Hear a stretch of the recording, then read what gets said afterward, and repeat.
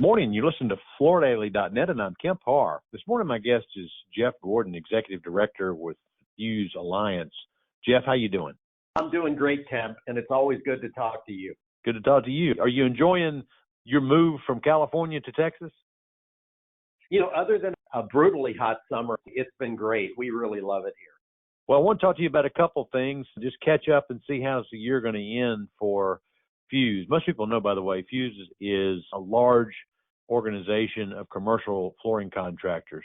So how's the year going to end? You know, we're kind of scratching our heads a little bit because we're not following what we're hearing from the suppliers, but our year is going to end up, we're going to be up about 9%, which we're very proud of. More importantly, going into 2024, and I know a lot of people have been voicing concerns, our suppliers have, we think 2024 is going to be a pretty good year. And we're figuring we're going to be up again, you know, maybe not 9%, but 5 or 6%.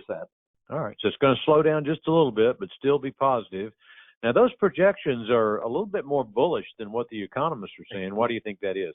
And this has happened a couple of times, you know, over my career, you know, where the contractors and the suppliers aren't always in sync. And it may just be timing of projects, but we look at three things when we evaluate numbers. And generally in our business, you look at bookings, you know, the orders you place, and then billings, which would be our sales.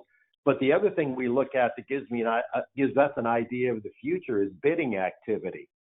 And surprisingly, bidding activity has still been very good, even though we're getting all these headwinds from the Architectural Billings Index going down and other things. We're not seeing that slowdown yet. So that's why going into 2024, we're optimistic. Our backlogs are good, and bidding activity continues to keep our members very busy. Which sectors do you think are performing the best?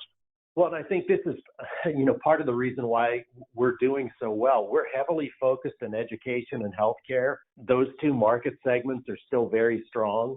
We have some members that are been gangbusters on multifamily, but we're hearing now there's definitely going to be a slowdown there. And in the corporate world, even though everybody is voicing concern about that, and it's been slower than it should be, it's still the largest market segment, and we have some members doing very well there. I don't know if you've got a chance to read our December issue, but we had a survey of, you know, your members and the, you know, StarNet members, the people that are in your sector as far as being commercial contractors. Any surprises in that? You know, I did read it, and of course it was a fantastic issue as always. The only thing that I saw that I was a little surprised to read was about the pushback on direct sales from the manufacturers. You know, because our feeling there is it's not so much that they're selling direct.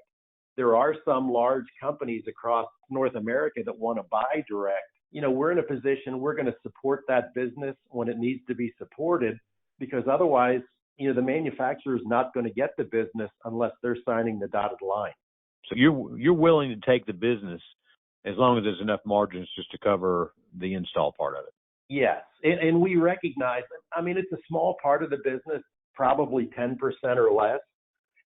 That's going to be the only path to working with some of these large end users, and we're happy to support that. Okay. Let me just ask a couple of news items with you guys. What's your member count now? We're up to 164.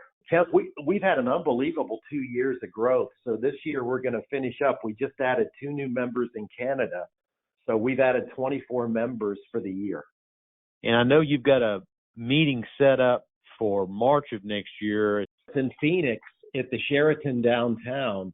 And it's been so interesting how this thing has come together. We did Memphis last year. And of course, you know, coming out of COVID, it was hard to book meeting sites because everybody was doing it.